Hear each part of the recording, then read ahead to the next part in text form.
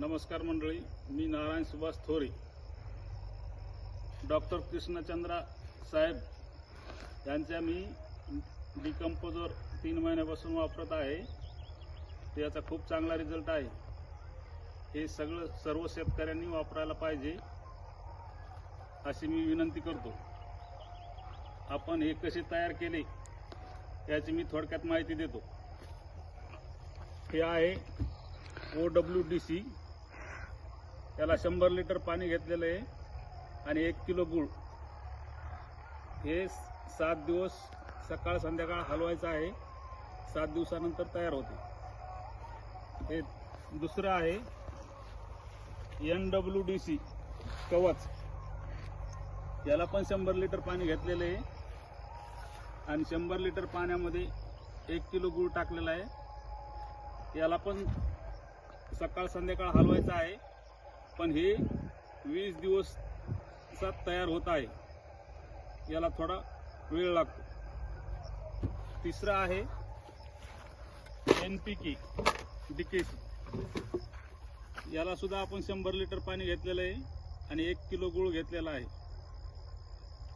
याला 2 वेळा हलवायचं आहे, सकाळ संध्याकाळ. हे पण 7 दिवसात तयार होतं.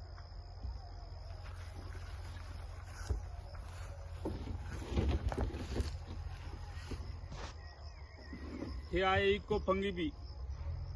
याला पण आपण 100 लिटर पाणी घेतलेलं आहे आणि 1 किलो गूळ घेतलेला आहे. आणि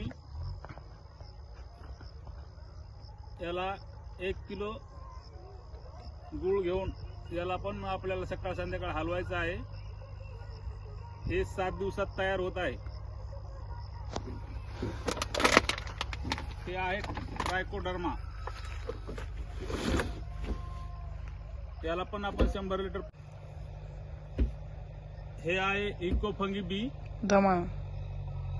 याला पण आपण 100 लिटर पाणी घेतलेलं आहे आणि त्याच्यामध्ये 1 किलो गूळ टाकलेला आहे. आणि त्याच्या व्यतिरिक्त आपल्याला याच्यामध्ये आलू टाकायचा आहे. 1 किलो आलू किंवा शिजवलेला तांदूळ. हे पण 7 दिवसात तयार होतं. त्याच्यानंतर आहे ट्रायकोडर्मा. याला पण आपण 100 लिटर पाणी घेतलेलं आहे आणि याला सुद्धा 1 किलो आलू घ्यायचा आहे, 1 किलो गूळ हे टाकून मिश्रण करून हे 7 दिवस सकाळ संध्याकाळ हलवायचं आहे. हे पण 7 दिवसात तयार होतं. हे आहे व्याम DKC मायकोरायझा. याला पण आपण 100 लिटर पाणी घेतलेलं आहे आणि 1 किलो याच्यामध्ये पण गूळ टाकलेला आहे. आणि याच्यामध्ये दुसरं वेस्ट डिकम्पोजर OWDC. हे 1 लिटर याच्यामध्ये कल्चर सोडायचं आहे.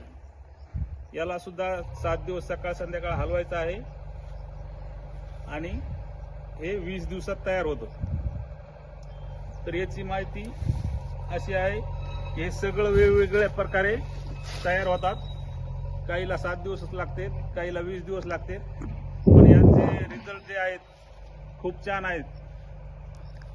मी हे 3 महिन्यापासून वापरतो.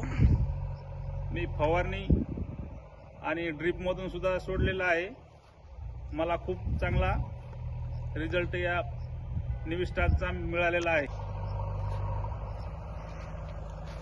या सर्व डॉक्टर कृष्णचंद्रा यांच्या निविष्ठा आपण 3 महिन्यापासून वापरत आहेत आणि याचा खूप चांगला रिझल्ट पण आहे. तर माझी अशी विनंती आहे की सर्व शेतकऱ्यांनी ह्या कमी खर्चामधल्या निविष्ठा वापराव्यात. धन्यवाद.